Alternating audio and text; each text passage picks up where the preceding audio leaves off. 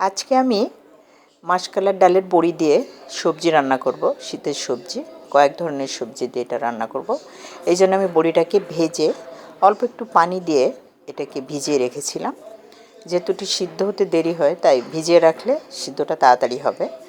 এরপর আমি একটা কড়াইতে তেল, পেঁয়াজ কুচি দিয়ে, কয়েকটা কাঁচামরিচ দিয়ে একটু নেড়ে নেড়ে এটা ভেজে নিলাম।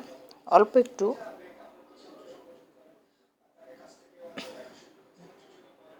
রসুন বাটা দিয়ে দিলাম, লবণ দিয়ে, হলুদ দিলাম, ধনিয়া জিরার গুঁড়া, শুকনো মরিচের গুঁড়া দিয়ে এটাকে কষিয়ে নেব, মশলাটা কষিয়ে নেব। এই সবজিটা আমি এখন আলু দিয়ে দিলাম। আলুটা যেহেতু একটু সিদ্ধ হতে দেরি হয়, তাই আলুটা আগে দিয়ে দিলাম। এরপর শিম দিয়ে দিলাম, কয়েকটা শিম দিয়ে দিলাম, ফুলকপি দিলাম, দিয়ে এটাকে নেড়ে নেড়ে আমি কষিয়ে নেব। এটার ভিতরে বেগুন দিয়ে দেব। আসলে এই কয়েকটা সবজি দিয়ে আমি এই বড়িটাকে রান্না করব। এটা খেতে অসাধারণ লাগে। এখন আমি বড়িগুলো একটু ভিজিয়ে রেখেছিলাম, তেলে ভিজে রেখেছিলাম, সেই বড়িটাও দিয়ে দিলাম। আসলে এই ভেজিটেবলটা খেতে আমার তো অনেক মজা লাগে।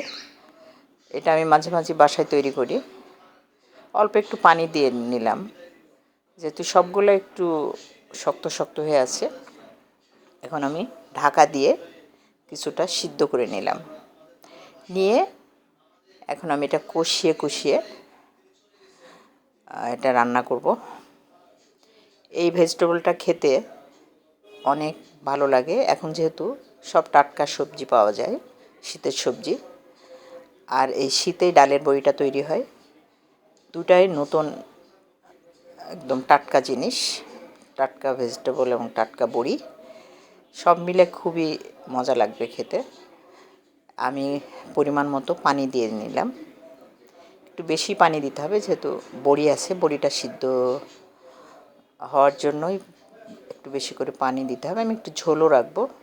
বড়ি আমার সিদ্ধ হয়ে গেছে, একটা চমৎকার হয়েছে কালারটা। অল্প একটু লবণও দিয়ে দিলাম, একটু লবণ কম হয়েছিল তাই লবণ দিয়ে দিলাম। আমার রান্না প্রায় শেষ। এভাবে রান্না করলে আসলে খুবই মজা লাগে। এটার জন্য মাছ মাংসর দরকার হয় না।